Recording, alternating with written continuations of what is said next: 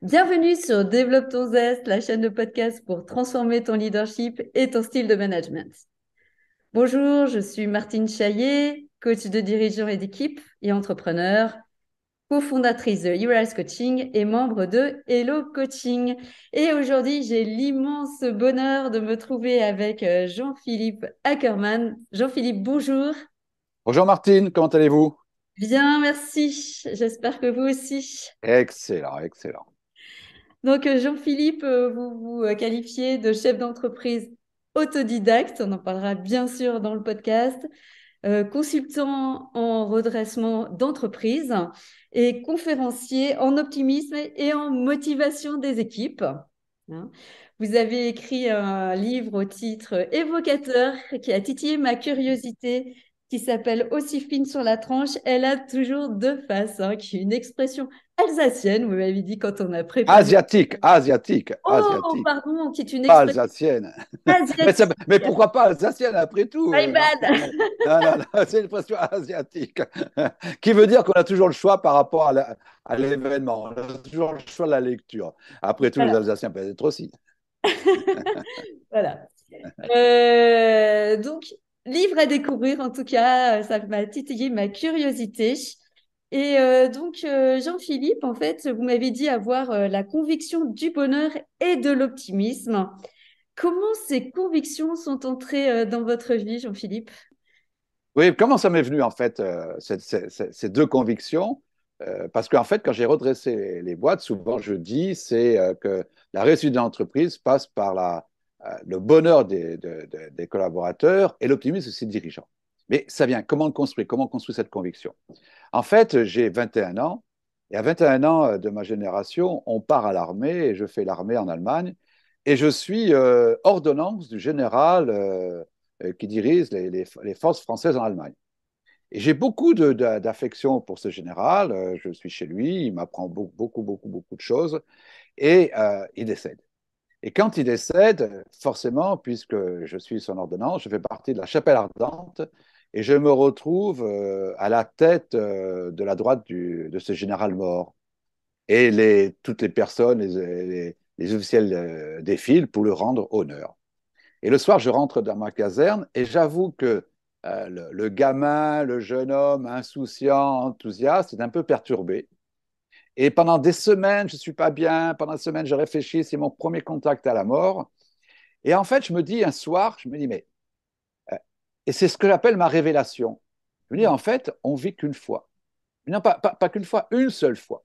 On vit qu'une fois. Alors, les bouddhistes vous diront qu'on peut vivre plusieurs vies, mais pour moi, je vis qu'une fois. Je me dis que je ne peux pas faire le chemin retour. Ce qui est dit, ce qui est fait est fait. Et que quand je calcule notre espérance de vie, on est à peu près à 30 000 jours. Et à 21 ans, tu as vécu à peu près 7 000 jours. Et donc là, je me dis, mais ce que je veux, c'est que le reste de ma vie soit extraordinaire. C'est que chaque jour soit un jour fabuleux. Et je prends une décision, une vraie décision, une décision mûrie, qui est d'être heureux le reste de ma vie. Alors, je ne sais pas ce que ça veut dire le reste de ma vie quand je prends cette décision-là. Aujourd'hui, je peux vous le dire. Je peux vous dire que le bonheur, c'est un choix et ce n'est pas une conséquence. Et que ce choix, ça a valeur de rebond, de résilience quand on a des difficultés ou quand ça ne va pas. Ça, c'est ma première conviction. C'est à 21 ans, je décide d'être heureux le reste de ma vie.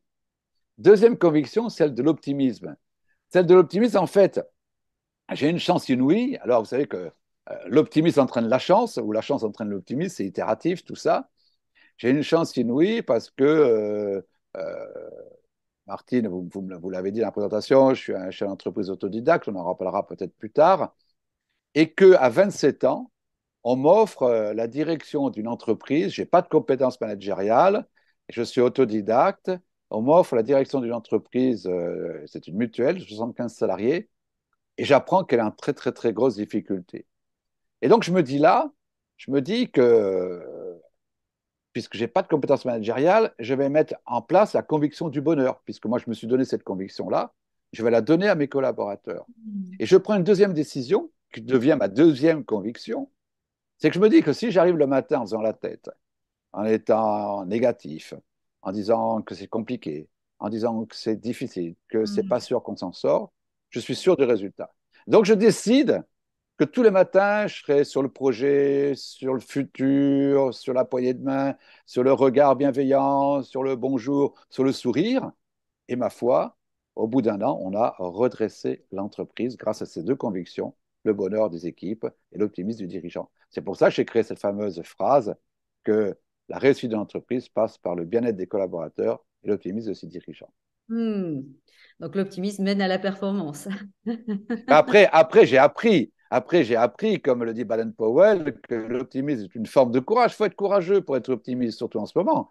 Parce que à partir du moment où je La fais que question, justement, c'était la question, Jean-Philippe, du coup, pardon de vous couper, mais la question, c'était justement, quelle est votre définition de l'optimisme? Parce que je sais que tout le monde n'a pas sa définition de l'optimisme. Oui, oui, oui, oui. Alors, moi je n'ai pas de définition propre. Moi, je prends celle qui me plaît le plus, comme je viens de vous le dire, celle de Baden-Powell. Ça, vraiment, elle me plaît parce que je l'ai appliquée euh, comme Monsieur Jourdain, ça veut dire sans savoir que ça existait, cette expression-là, cette définition-là. Baden-Powell nous dit, vous savez, c'est le fondateur du scoutisme, il nous dit l'optimisme est une forme de courage qui donne confiance aux équipes et qui crée le succès. Et c'est exactement ça. C'est-à-dire que être optimiste, c'est être courageux. C'est de Oui. se dire, j'ai ma place dans l'avenir, et c'est justement quand c'est difficile qu'il faut être optimiste. Je voudrais vous raconter une petite anecdote. Ah, j'aime les anecdotes. Vous savez qu'il y a, Aussi. vous savez qu'il y a, comme tout le monde, qu'il y a la guerre en Ukraine en ce moment. Bien. L'autre jour, j'écoute sur LCI une députée ukrainienne qui raconte comment ils vont reconstruire le pays alors qu'ils sont en pleine guerre. Et le journaliste lui dit, Madame, vous êtes quand même très optimiste. Et elle de répondre, écoutez bien la réponse, elle de répondre, comment voulez-vous qu'on gagne la guerre si on n'est pas optimiste? C'est-à-dire qu'elle a compris Ah, que l'optimisme n'est pas n'est pas n'est pas une conséquence. Elle a compris que l'optimisme est un moyen. Et hmm. dans les entreprises, ben, c'est ce moyen que j'ai exploré. C'est-à-dire que j'ai compris qu'en étant optimiste au quotidien, et j'en ai fait toute ma carrière, on peut entraîner, on donne confiance et on mène au succès et on peut développer des entreprises. Donc, je n'ai pas de définition propre. Moi, la meilleure définition que j'ai trouvée, c'est vraiment celle de Baden-Powell, que je répète parce qu'elle est vraiment fabuleuse. Pardon. L'optimisme est une forme du courage qui donne confiance aux autres et qui mène au succès. Et qu'est-ce que c'est qu'un manager qui est optimiste, par exemple, des exemples concrets? Qu'est-ce qu'il fait pas? Qu'est-ce qu'il dit pas? Le manager, je voudrais, avant de répondre à cette question, venir sur une parole d'Épithète. Une parole d'Épithète, parce que j'aime bien Épithète. Pourquoi je l'aime bien? Parce qu'il a juste 2000 ans. Donc, c'est pas d'aujourd'hui, c'est pas. Vous savez, on veut toujours que tout soit nouveau, tout soit moderne, etc. Et lui, il a 2000 ans. Et il nous dit ce ne sont pas les événements qui troublent les hommes, mais l'idée qu'ils s'en font. Hmm. Ce ne sont pas les événements qui troublent les hommes, mais l'idée qu'ils s'en font. Et le bouquin que j'ai écrit, expression asiatique et non pas alsacienne, le bouquin que j'ai écrit aussi fil sur la tranche a toujours deux faces, c'est exactement pareil. Ça veut dire quoi? Ça veut dire que devant chaque événement, j'ai à ma disposition deux lectures possibles. Ce ne sont pas les événements qui trouvent les hommes, mais l'idée qu'ils s'en font. J'ai à ma disposition deux lectures possibles. Je peux voir le négatif, parce qu'il existe, mais je peux voir le positif. Je peux voir les problèmes, je peux m'apesantir sur les problèmes, ou je peux aller rechercher les solutions. Je peux voir la menace, ou je peux aller regarder les opportunités. Et donc, ça veut dire quoi un chef d'entreprise optimiste? Un chef d'entreprise optimiste, c'est quelqu'un qui va transformer le négatif en positif, qui va transformer le problème en solution, qui va transformer la menace en opportunité. Et donc, de chaque, et il a la même, souvent on me dit, mais est-ce que l'optimiste est réaliste? Il est aussi réaliste que le pessimiste. C'est-à-dire que le pessimiste ou l'optimiste voit la même réalité, mais l'analyse de l'optimiste est complètement différente. Et donc, un manager optimiste, c'est quoi?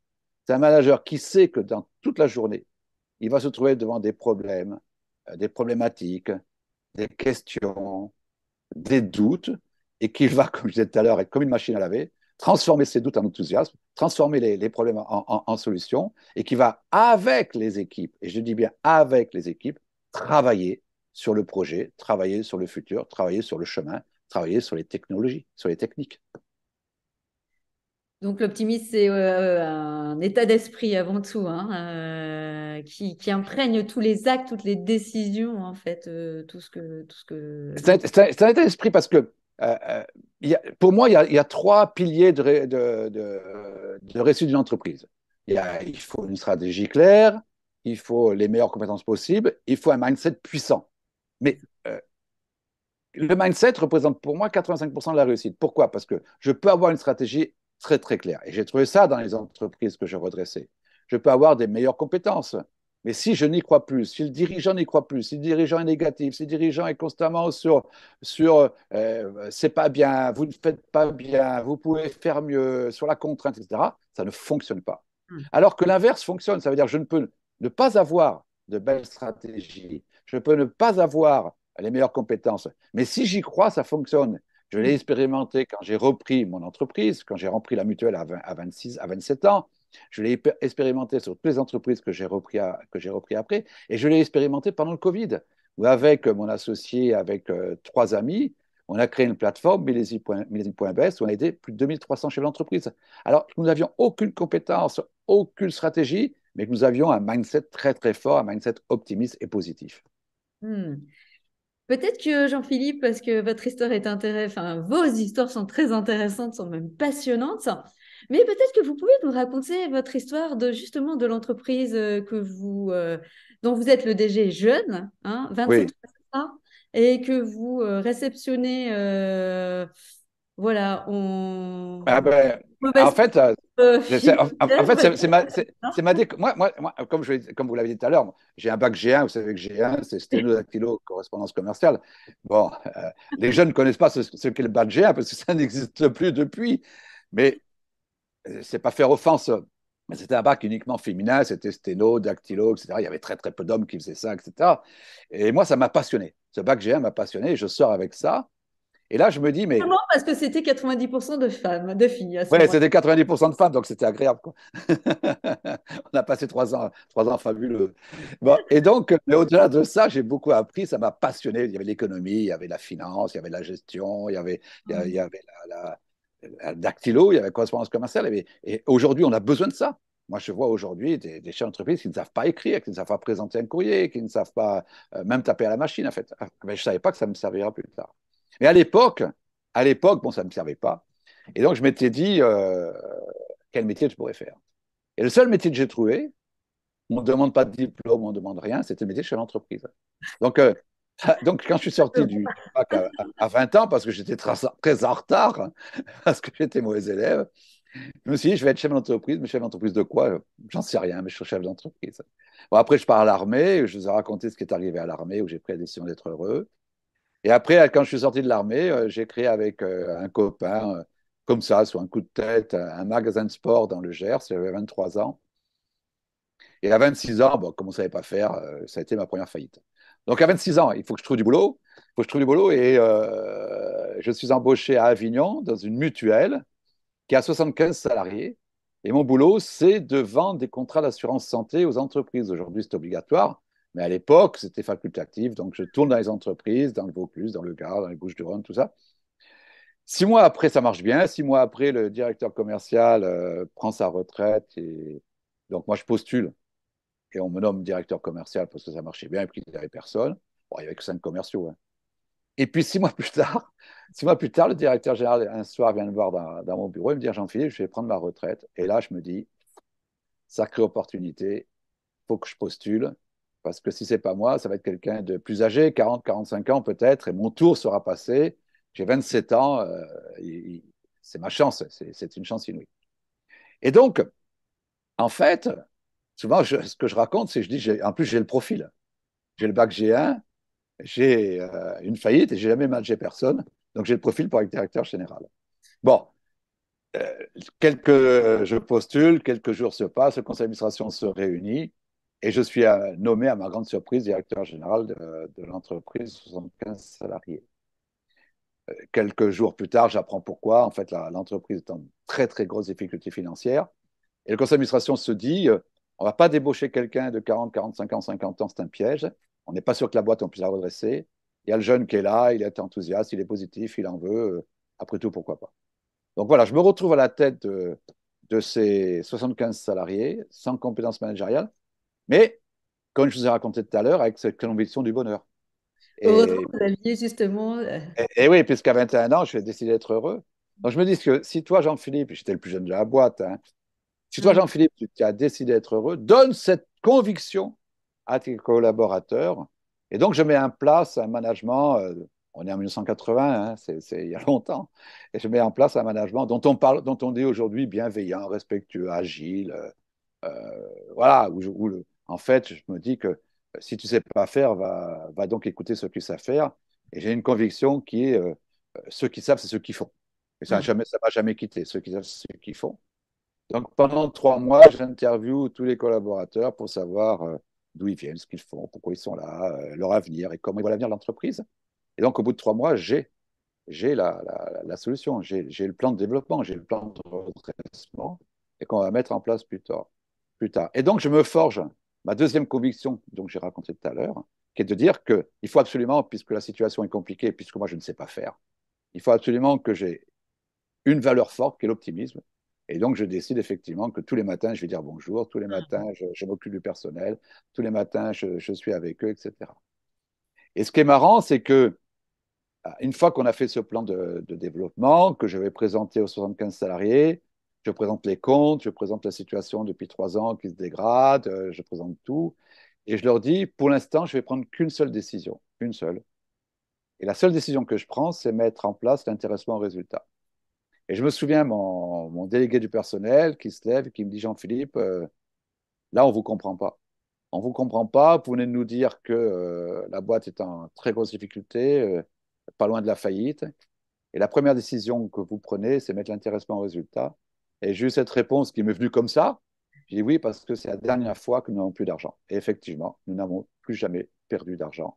Et en un an, le miracle s'est opéré parce que ces deux convictions qui est l'optimisme, le bien-être des collaborateurs, mais aussi l'écoute peut-être, le regard bienveillant peut-être, le fait que je savais que je ne savais pas faire et que donc je m'appuyais sur l'ensemble des collaborateurs, mais le miracle s'est produit puisqu'on a sauvé l'entreprise. Bon, plus tard, après, on a progressé, j'ai appris à manager, mais je suis resté toujours sur ces deux convictions fortes. Et puis, quand à 40 ans, j'ai quitté l'entreprise, pensant que c'était la moitié de ma vie, j'espère que ce n'est pas vrai, mais puisque je pensais ça, à 40 ans, j'ai quitté l'entreprise. Et là, de 75 salariés, nous étions passés à 350.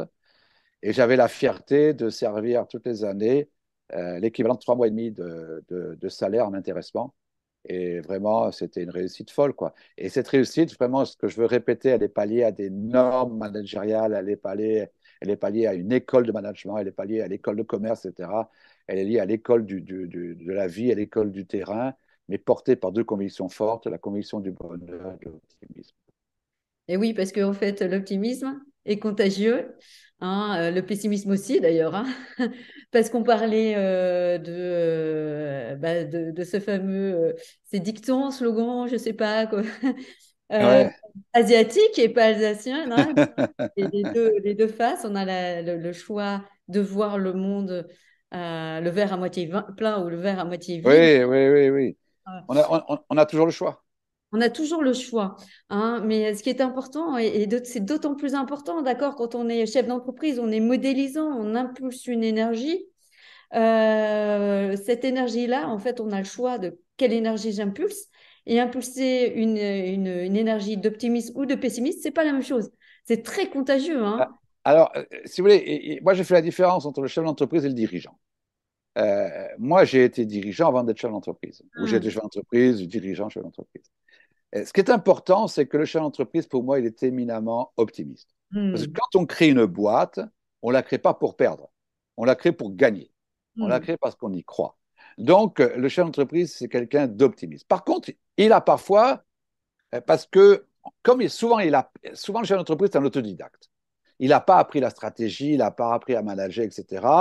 Et que quand il n'a pas appris surtout que son avion, il doit le diriger avec les turbulences hum. du ciel, quoi, de l'activité, des guerres, du chômage, maintenant de l'inflation, du Covid, etc. Et que lui, le chef d'entreprise, c'est un pilote qui doit garder le cap et Mm. qui doit par contre fluctuer son chemin. Et trop souvent, si vous voulez, le chef d'entreprise, il dit, moi j'ai un chemin et je voudrais que le cap soit différent. Ben non, c'est le cap est immuable, c'est le chemin qui est différent. Et le chemin, il est lié par rapport aux turbulences, par rapport aux événements. Et donc, il peut avoir des moments de pessimisme, des moments où il n'y croit plus alors qu'il a fondé sa boîte, il était rigoureusement optimiste. Et c'est là que de se dire, après tout, c'est moi qui ai la double lecture possible.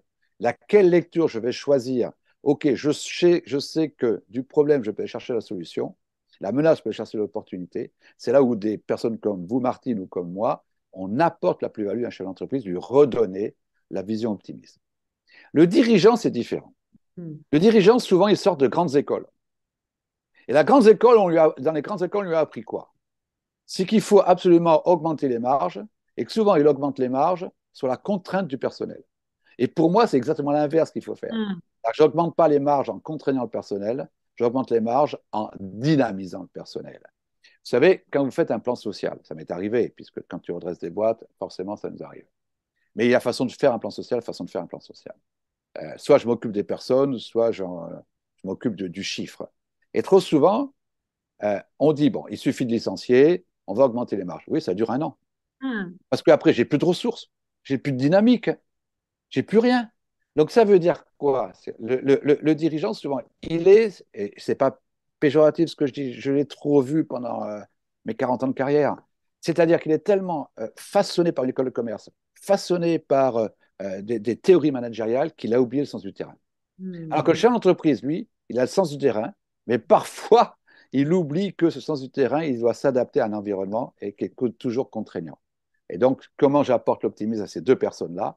Ben, en faisant comprendre que on travaille tous sur des émotions, que chacun de nous, nous portons des émotions, qu'on soit chef d'entreprise, dirigeant, collaborateur, salarié, ouvrier, peu importe, on a tous des émotions.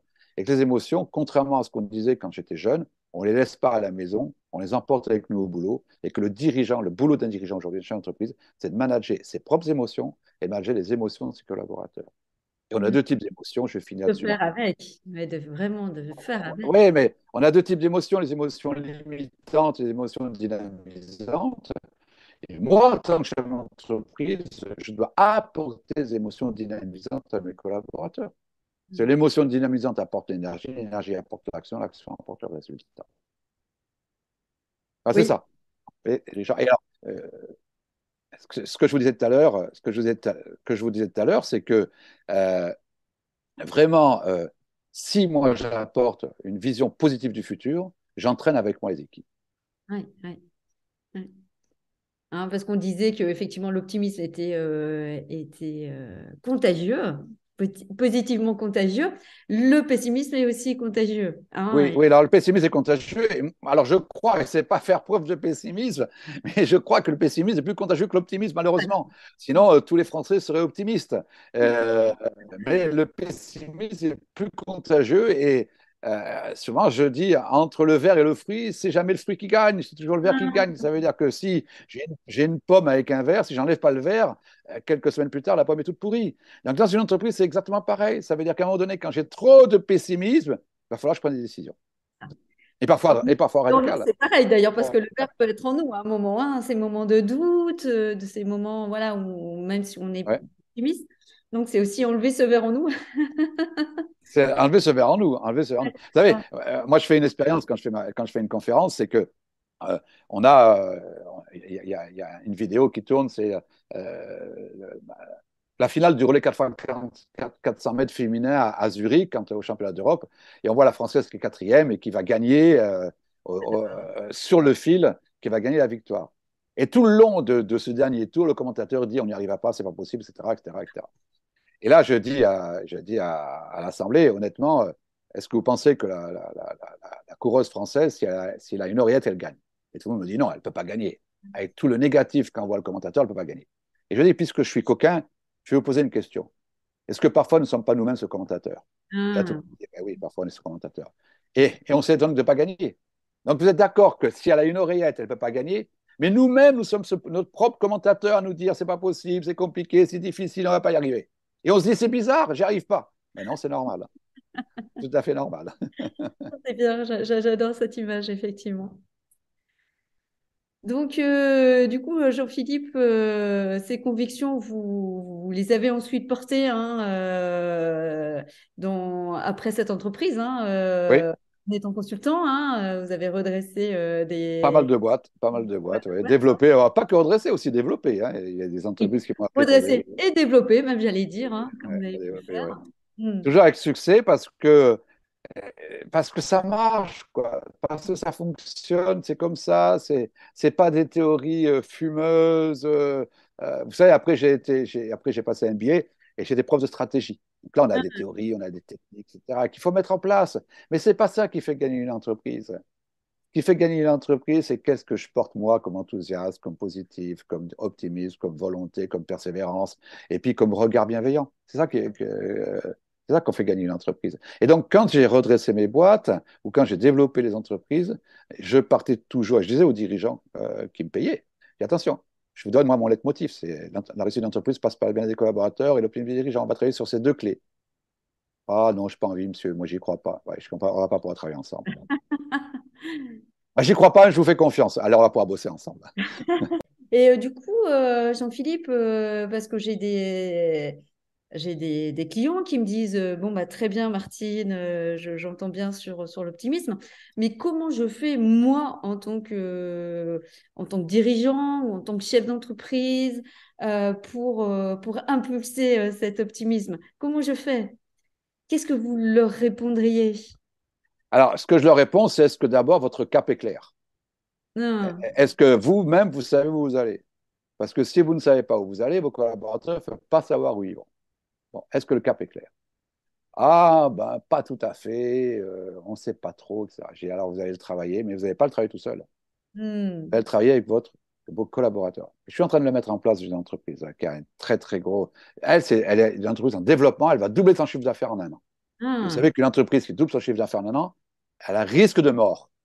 oui. Contrairement à ce qu'on croit, Ah oui. elle a un risque énorme parce que je fais l'avance de trésorerie, je suis payé après, etc. Bon. Donc là, c'est très dangereux.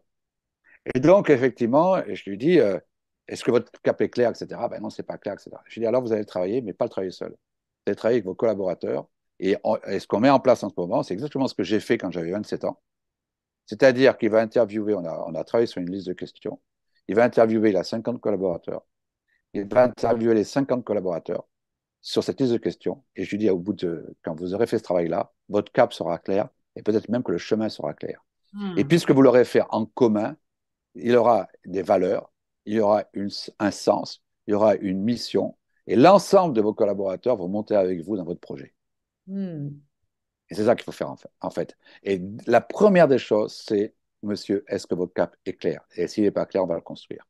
Si ah, le cap est clair, ça veut dire qu'il faut le faire partager. Parfois, j'ai des dirigeants qui ont un cap clair. Mais est-ce que vos collaborateurs le savent? hmm.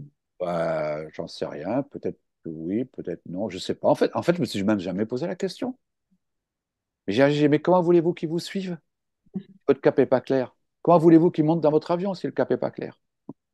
Donc, il faut après communiquer, communiquer. Et on recommence. Alors, on me dit, Jean-Philippe, on perd du temps avec les réunions. J'ai dit, vous allez tellement gagner derrière.